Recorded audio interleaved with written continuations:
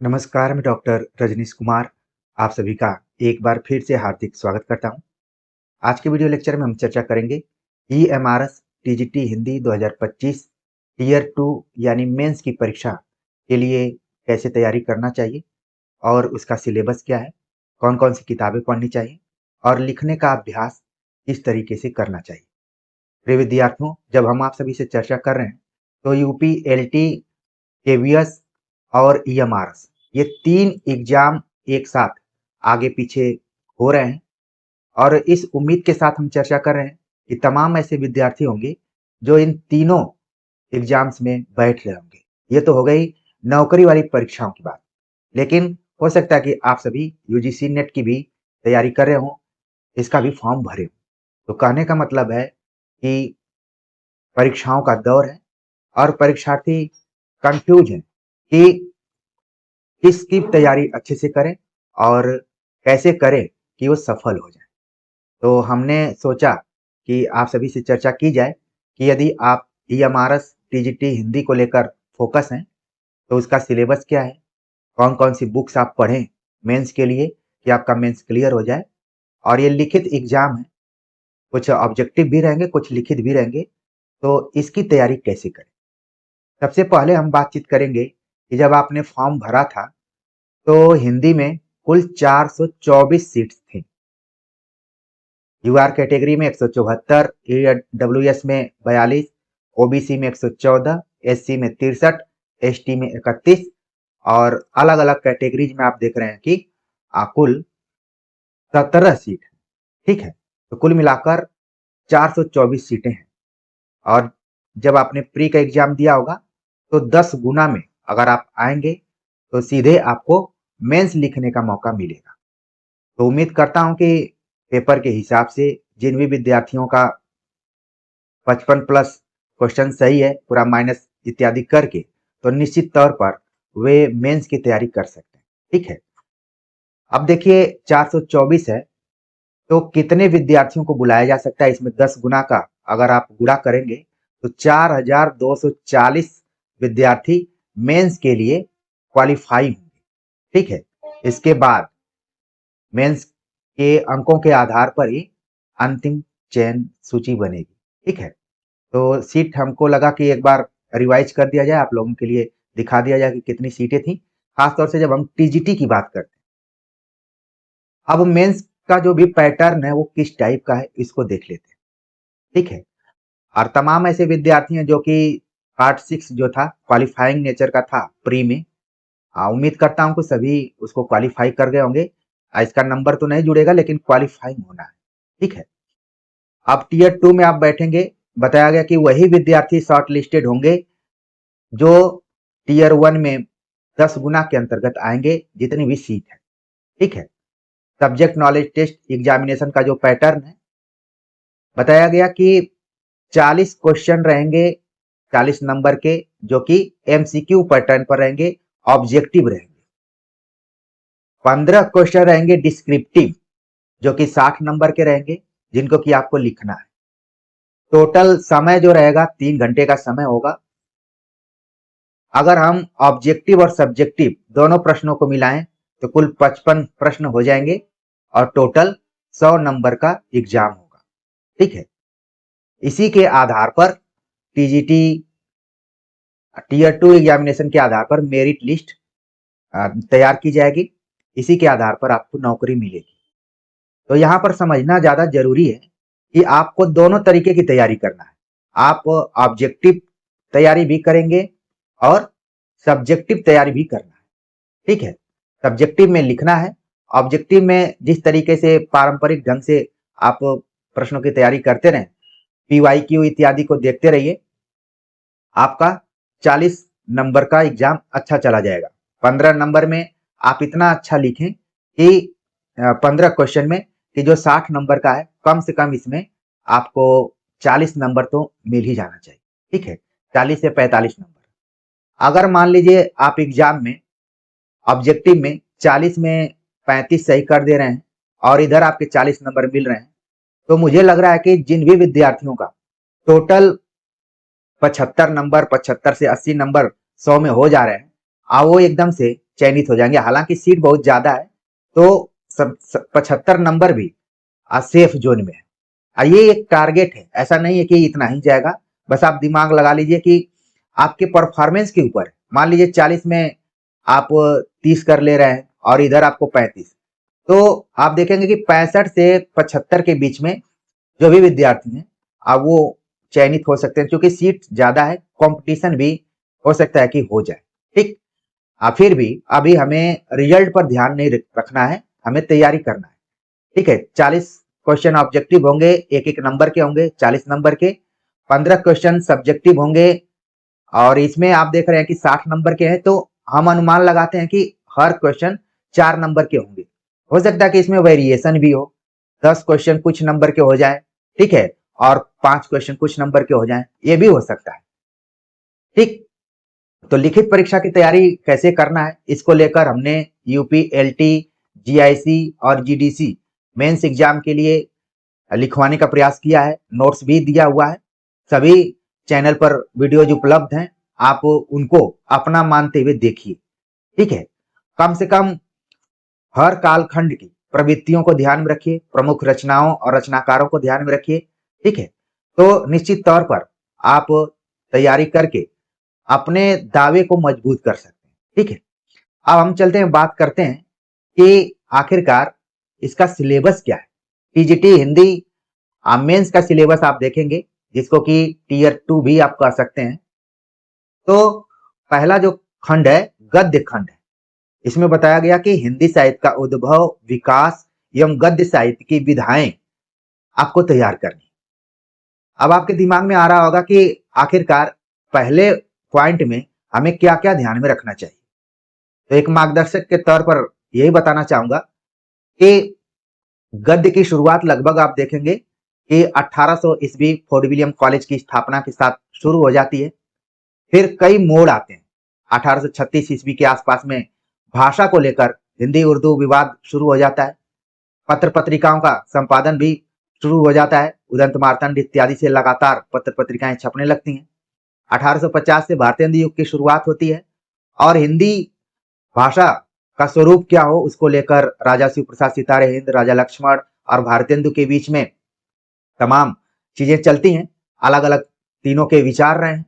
किसी का, जैसे राजा शिव प्रसाद सितारे हिंद का उर्दू फारसी आम बोलचाल की भाषा, राजा लक्ष्मण संस्कृतनिष्ठ और भारतेंदु हरिश्चंद्र ने बीच का रास्ता निकाला। इसी बीच कई संस्थाएं थी जो हिंदी भाषा लिपि को लेकर अपना प्रयास कर रही थी। कई सभाएं भी आयोजित की गई और फिर द्विवेदी युग आता है और सरस्वती पत्रिका ने गद्य और पद्य दोनों की भाषा खड़ी बोली करके और एक तरीके से हिंदी को व्यवस्थित रूप में, जो एकदम मानक हिंदी होना चाहिए, जिसका प्रयोग हम साहित्य के क्षेत्र में देखते हैं, आमतौर पर मंचों पर सुनते हैं, अब वो इसी समय के दौर की निर्मित भाषा रही। ठीक है, तो हिंदी साहित्य का उद्भव, विकास एवं गद्य साहित्य की विधाएं में कम से कम इन पॉइंट्स को आप जरूर ध्यान में रखिए। आपके दिमाग में आ रहा होगा कि इनके लिए पढ़ना कहाँ से चाहिए। तो पहली पुस्तक तो आप आचार्य रामचंद्र शुक्ल का इतिहास ग्रंथ अपने पास रखे होंगे। हमने लाइन बाय लाइन आधुनिक काल, खासतौर से आचार्य रामचंद्र शुक्ल ने इसको गद्य काल ही कहा है। आप लोगों को याद आ गया होगा कि आधुनिक काल को उन्होंने गद्य काल कहा। तो जाहिर सी बात है कि आचार्य रामचंद्र शुक्ल इतिहास ग्रंथ का अध्ययन आपको आधुनिक काल के दृष्टिकोण से करना पड़ेगा। ठीक है, दूसरी पुस्तक जो बच्चन सिंह का हिंदी साहित्य का दूसरा इतिहास है, और तीसरी पुस्तक जो मेंस के लिए इंपॉर्टेंट है वो है हिंदी साहित्य का सरल इतिहास। हिंदी साहित्य का सरल इतिहास। आपको लग रहा होगा कि हमने तो किसी के नोट्स या कोचिंग के बारे में चर्चा ही नहीं की, क्योंकि हम इसके लिए यहाँ पर आए ही नहीं। हम आपको मूल किताबों के बारे में बताएंगे, जहां से आपकी समझ विकसित होगी, आपका उत्तर अन्य विद्यार्थियों से अलग होगा और आप अच्छे अंक हासिल कर पाएंगे और आपके अंदर एक कॉन्फिडेंस भी रहेगा कि हाँ, हमने अच्छे से पढ़ा है, कहीं से कॉपी की गई चीजों को नहीं उतारा हुआ। ठीक है, तो ये 3 किताबें अपने पास जरूर रखिए, आपका एकदम से तैयार हो जाएगा। और संयोग से मैं कहूं तो इन तीनों किताबों का अध्ययन हमने अपने चैनल पर कराया हुआ है, सबकी प्लेलिस्ट बनी है, आप जरूर देखिए। कई विद्यार्थी हैं जो वीडियोज को खोज नहीं पाते हैं, तुरंत मैसेज कर देते हैं कि सर नहीं मिल रही है, क्या आपने हटा दिया है क्या। मैं बार बार कहता हूं कि भले दूसरों के लिए यूट्यूब एक फॉर्मेलिटी के लिए होगा, लेकिन हमारे लिए कर्म क्षेत्र है और धर्म क्षेत्र है। ठीक है, आप दोनों चीजें हैं, यहाँ पर ध्यान रखना है।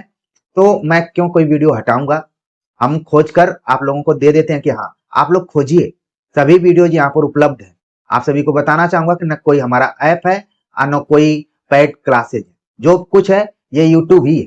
तो इसलिए निश्चिंत तरीके से आप अपना अध्ययन कीजिए। तो ये तो रही मन की बात। दूसरा पॉइंट दिया गया उपन्यास पर आधारित प्रश्न, कहानी पर आधारित प्रश्न, नाटक एकांकी पर आधारित प्रश्न, निबंध पर आधारित प्रश्न, यात्रा वृत्तांत पर आधारित प्रश्न, संस्मरण रेखा चित्र पर आधारित प्रश्न, आत्मकथा जीवनी पर आधारित प्रश्न, रिपोर्टाज पर आधारित प्रश्न। प्रिय विद्यार्थियों, आपको ध्यान रखना है कि एक तो आपको ऑब्जेक्टिव पैटर्न पर भी तैयार करना है, जो 40 क्वेश्चन रहेंगे वो भी इसी में से आएंगे। तो इसके लिए आपको वन लाइनर जो भी किताब रखे होंगे आप अपने पास, सरस्वती गोविंद पांडे या फिर जो भी जिसकी भी भाषा शैली आपको समझ में आ रही हो, उस किताब से आपको ऑब्जेक्टिव पैटर्न पर तैयार करना है। लेकिन जब आप सब्जेक्टिव पैटर्न पर तैयार करने जाएंगे तो इन किताबों को आपको पढ़ना है। तो हमने यूनिट 1 के दृष्टिकोण से आपको बता दिया कि कौन कौन सी किताबें पढ़ना है और कैसे उसको तैयार करना है। इस चैनल पर कैसे लिखना है उसको लेकर हमने लगातार वीडियो बनाई हुई है, उसकी संख्या 50 से अधिक हो गई है और लगातार चलेगी। हमने 100 का टारगेट रखा हुआ है कि इतना आपको पढ़ा दूं कि आपका 15 क्वेश्चन इसमें से आ जाए और जो यूपी एलटी इत्यादि की तैयारी कर रहे हैं उनके लिए 20 क्वेश्चन आ जाए। हम 2000, 5000, 10,000 क्वेश्चन की सीरीज नहीं ला सकते, क्योंकि हम कॉमन तरीके के क्वेश्चंस को पढ़ाते हैं, जिसमें से अगर आप मॉडिफाइड क्वेश्चन आ जाएं या फिर इम्प्रोवाइज इवेंट वाले क्वेश्चन आ जाएं तो भी आप आराम से उसको कर लें। हर एंगल से बताने का प्रयास है।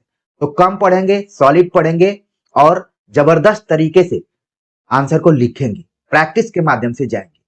तो आप समझ गए होंगे कि गद्य साहित्य की तैयारी करने के लिए ऑब्जेक्टिव पैटर्न पर वन लाइनर किताब से काम चलेगा और सब्जेक्टिव पैटर्न पर 2-3 किताबों का, खासतौर से मैंने 3 किताबों का नाम बताया, आचार्य रामचंद्र शुक्ल, बच्चन सिंह और हिंदी साहित्य का सरल इतिहास विश्वनाथ त्रिपाठी। विश्वनाथ त्रिपाठी की पुस्तक को एकदम से आपको सब्जेक्टिव पैटर्न पर तैयार करके जाना है कि मान लीजिए 5 नंबर का क्वेश्चन आ गया तो कैसे उसको आप लिखेंगे। ठीक है, 10 नंबर का आ गया तो कैसे लिखेंगे उसको। अच्छा, कुछ विद्यार्थियों के दिमाग में आ रहा है कि कितना पेज भरेंगे, शायद वो बीए और एमए की परीक्षाओं में खूब पेज भरकर ही नंबर पाए होंगे। लेकिन ध्यान रखना है कि कॉम्पिटेटिव एग्जाम में जो भी कॉपी आपको मिलती है वो प्लेन होती है, क्वेश्चंस लिखे रहते हैं और अनुमान से उसमें जगह छोड़ दी जाती है कि इतने में 50 शब्द आ जाएंगे, इतने में 100 शब्द आ जाएंगे, इतने में 125 आ जाएंगे, 200 शब्द आ जाएंगे। तो आपको पेज नहीं भरना है, आपको क्वालिटेटिव गुणात्मक तरीके का उत्तर देना है। ठीक है, गुणात्मक, क्योंकि ऑब्जेक्टिव में हम देखते हैं कि क्वेश्चन को पढ़ के हम आराम से हल कर लेते हैं, लेकिन सब्जेक्टिव में वही प्रश्न जब लिखना होता है तो तमाम चीजें, लिखना एक मतलब कला होती है और उसमें न सिर्फ लिखते हैं बल्कि अपने विचारों को अभिव्यक्त करते हैं। लेखनी से ही पता चल जाता है कि फला व्यक्ति किस टाइप से होगा। ठीक है, तो ये चीजें इसीलिए तो सब्जेक्टिव यहाँ पर दिया गया है। तो थोड़ा सा आपको सावधानी के साथ तैयारी करनी है। तो गद्य साहित्य समझ गए और लिखने का ढंग कैसा होना चाहिए आप पूरा समझ गए होंगे।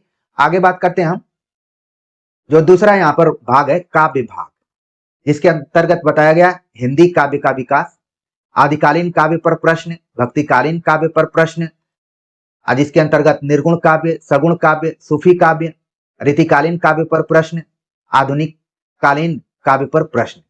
उसके अंतर्गत भारतेंद्र युग, द्विवेदी युग, छायावाद, प्रगतिवाद। ठीक है, देखिए यहाँ पर प्रूफ रीडिंग भी नहीं की गई है, फिर भी गलतियां हो जाती हैं, माफ कर देना चाहिए। ठीक है, प्रयोगवाद, नई कविता, समकालीन कविता।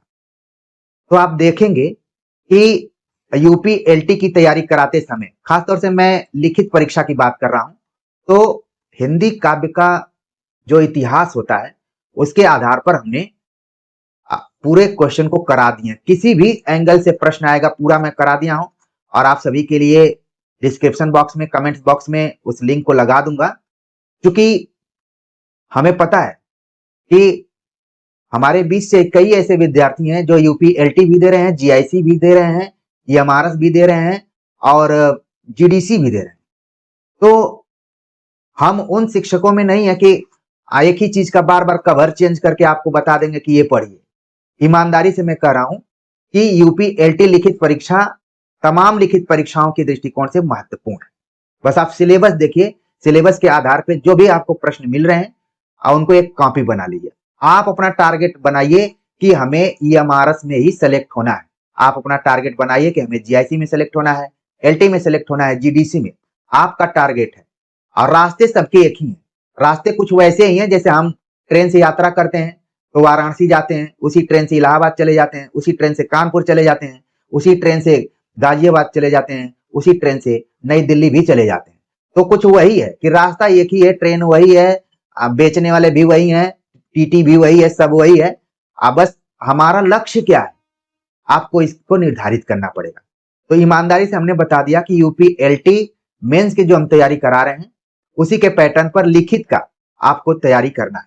बाकी ऑब्जेक्टिव के लिए वही वन लाइनर किताबें, नोट्स और जो भी प्रैक्टिस सेट रहे हैं उनको हल करते रहना है। ठीक है, आप इस इंतजार में मत रहिए कि कोई बहुत बड़ी मैराथन क्लास चले, खूब कोर्स चले, इस टाइप से लॉन्च हो, वो सब इंतजार करेंगे, टाइम निकल जाएगा। जो चीजें आपको मिल रही हैं उसका भरपूर एक भूखे शेर की तरह उसका शिकार कीजिए, उसका उपयोग कीजिए और निश्चित तौर पर आपको लाभ मिलेगा। इस बात को मैं इसलिए कह रहा हूं, बहुत सारे विद्यार्थी कर भी रहे होंगे, लेकिन जो भोले भाले किस्म के विद्यार्थी हैं, जिनको ऐसा लगता है कि पेड कोर्स हम करेंगे तभी हमारी अच्छी तैयारी होगी, वो शायद भ्रम में रहते हैं। ठीक है, आपको खुद से अपने अंदर से उस चीज को निकालना पड़ेगा। तो काव्य भाग आप समझ गए कि वन लाइनर के ऑब्जेक्टिव के लिए वन लाइनर पुस्तकों से तैयारी करना है और सब्जेक्टिव के लिए जो चैनल पर हमने आंसर लिखवाए हैं उनको आपको पढ़ना है और बाकी किताबों के बारे में हमने बता दिया। तीसरा जो पोर्शन है, हिंदी भाषा का विकास एवं व्यावहारिक व्याकरण, थोड़ा सा लंबा है, आप देख रहे हैं। इसमें हिंदी भाषा का विकास, इसकी उपभाषाएं एवं बोलियां, देवनागरी लिपि के बारे में, देवनागरी में विकास, देवनागरी लिपि एवं उसका विकास, वर्ण विचार, उच्चारण, वर्तनी एवं संधि, शब्द विचार, शब्द रचना, पर्याय, विलोम, अनेकार्थक, श्रुति सम, भिन्नार्थक शब्द इत्यादि, विकारी शब्द, अविकारी शब्द, वाक्य रचना, रचना और अर्थ के आधार पर पद परिचय, अलंकार, शब्द शक्तियां, मुहावरे एवं लोकोक्तियां, अपठित गद्यांश, पद्यांश, संविधान में हिंदी की स्थिति और साथ में संपर्क भाषा हिंदी, प्रयोजन मूलक हिंदी, कार्यालय हिंदी, मानक हिंदी, ये सब अलग अलग तरीके की जो हिंदी है। तो आप देखेंगे यूजीसी नेट के सिलेबस में ये सभी टॉपिक आपको मिल जाएंगे और हमने ऑलरेडी पढ़ाया भी, चैनल पर सब उपलब्ध है। खासतौर से आप देखेंगे सीयूईटी पीजी की जब हम तैयारी कराते थे तो उसमें संविधान में हिंदी की स्थिति क्या रही है और अलग अलग जो हिंदी के प्रयोग होते रहे, ठीक है, व्यवहारिक रूप में, उनको भी हमने बताया। आगे हम बताएंगे, ऐसा नहीं है कि कह के छोड़ देंगे, लेकिन चूंकि आपके पास अलग वक्त है, आप उसको टारगेटेड करके आप पढ़ रहे हैं, तो जितना समय मिल रहा है आप पढ़िए, भटकिए मत इधर उधर। एक चूंकि आपको ध्यान में रखना है कि अगर हम ऑब्जेक्टिव की बात करें तो ये सिलेबस काफी अच्छा लग रहा है। ठीक है, इसमें से चूंकि 3 सेक्शन किए गए हैं और तीनों सेक्शन में से अगर मान लीजिए 12-12 क्वेश्चन आ जाते हैं, किसी से 15 क्वेश्चन आ जाते हैं, टोटल 40 क्वेश्चन आने हैं, तो समझिए कि इस सेक्शन से भी कम से कम 10 क्वेश्चन तो आएंगे ही आएंगे। ठीक है, अगर एक एक टॉपिक से सवाल आ जाए तो भी 10 क्वेश्चन आ जाएंगे, हमारे हिसाब से 15 क्वेश्चन आएंगे। क्योंकि कंपटीशन है, कंपटीशन को थोड़ा सा हार्ड करना है, तो व्याकरण से भी क्वेश्चन उठा लिए जाते हैं और व्याकरण से क्वेश्चन उठाने थोड़े से आसान होते हैं। ठीक है, अब इसकी तैयारी के लिए एक तो हमने आपको पढ़ाया हुआ है, वासुदेव नंदन प्रसाद की पूरी पुस्तक पढ़ा दिया है। ठीक है, और उसका भी लिंक हम डाल देंगे, आप देख लीजिएगा। ठीक, बाकी आपने कोई ना कोई हिंदी व्याकरण की किताब रखी होगी। जहां तक व्याकरण की बात है तो लिखित में अपेक्षाकृत कम चांस है आने के, लेकिन अगर हो सकता है कि जैसे आप सभी ने देखा होगा सामान्य हिंदी, अगर आप यूपी पीसीएस इत्यादि कभी दिए होंगे मेंस, तो उसमें सामान्य हिंदी का पोर्शन आता है। ठीक है, तो बाकायदे उसमें 5 नंबर का क्वेश्चन है तो कैसे पूछा जाता है, एक दिन मैं दिखाऊंगा भी आप सभी को सामान्य हिंदी का, तो उस पैटर्न पर भी थोड़ा आपको तैयार करना पड़ेगा। ठीक है, लंबे क्वेश्चन के बारे में बात करें तो जो बोलियां हैं, उपभाषाएं हैं, इनको आराम से आप लिखित में तैयार कर सकते हैं। देवनागरी लिपि को लेकर हर हालत में सवाल लॉन्ग में आ सकता है, यानी लिखित में आएगा ही आएगा, और साथ में संविधान में हिंदी की स्थिति क्या है इसको लॉन्ग में आ सकता है। तो ऊपर की जो आप देख रहे हैं 3 ऊपर के टॉपिक्स हैं, यहाँ से सवाल आ सकते हैं। शब्द शक्तियों को लेकर भी आ सकते हैं, अलंकार को लेकर भी आ सकते हैं। तो ये 4-5 क्वेश्चन है जो लॉन्ग में आ सकते हैं, ठीक है। बाकी आप एमसीक्यू वाले क्वेश्चन के लिए तैयार कर सकते हैं, यहां से सवाल आएंगे, ठीक। हम तैयारी भी कराएंगे, आपको परेशान नहीं होना है। बाकी लगातार जो भी यूपीएलटी को लेकर हम बातचीत कर रहे हैं उसको भी एमआरएस के दृष्टिकोण से देखिए। अगर 5-5 नंबर का भी सवाल आएगा तो कम से कम जो हेडिंग है, अगर किसी कालखंड की प्रवृत्ति है या फिर किसी रचनाकार की काव्यगत विशेषताएं हैं या रचना की कोई विशेषताएं खास विषय वस्तु के आधार पर, शिल्प के आधार पर, तो पॉइंट वाइज कुछ नोट कर लीजिए ताकि क्वेश्चन किसी भी तरीके का आए आप आराम से उसको हल कर पाए। तो प्रिय विद्यार्थियों, मेरे दिमाग में आया और आप सभी ने लगातार कमेंट भी किया कि EMRS TGT Hindi tier 2 mains की तैयारी कैसे करें। चूंकि हम लोग इस मोड़ पर हैं कि चौराहा हमारे सामने से गुजर रहा है, किस परीक्षा को छोड़ें किस परीक्षा को नहीं छोड़ें, इसको लेकर परीक्षार्थी भी कंफ्यूज है और शिक्षक के सामने भी चुनौती है कि हमारी कोशिश क्या होती है कि हम किसी भी विद्यार्थी को निराश न करें, क्योंकि हम सभी विश्वास और लगाव से एक दूसरे से जुड़े हुए हैं, न कि कोई फीस इत्यादि देकर बंध गए हैं तो आपको जुड़ना ही पड़ेगा। लेकिन इस स्वच्छंदता में कितना आनंद होगा ये आप सब महसूस जरूर कर रहे होंगे। जितना कुछ हमने बताया है वो एक परीक्षार्थी के मन में उठने वाले जो सवाल होते हैं सबको एक जगह समाहित कर दिया और इस उम्मीद के साथ समाहित किया कि आपको सभी प्रश्नों का जवाब मिल गया होगा। अब आप अपना टाइम टेबल बनाएंगे, सिलेबस को प्रिंट आउट करेंगे, एक कॉपी बनाएंगे, कलम रखेंगे अपने पास और लिखने बैठ जाएंगे और इस उद्देश्य के साथ लिखेंगे कि जब तक सफल नहीं होंगे तब तक तैयारी छोड़ेंगे नहीं। तो प्रिय विद्यार्थियों, इसी उम्मीद के साथ आप सभी को लगे रहना है और एकदम से कंसंट्रेट होके तैयारी करना है। तो उम्मीद है कि सारी बातें समझ में आ गई होंगी। मिलते हैं एक नए टॉपिक के साथ, तब तक के लिए नमस्कार।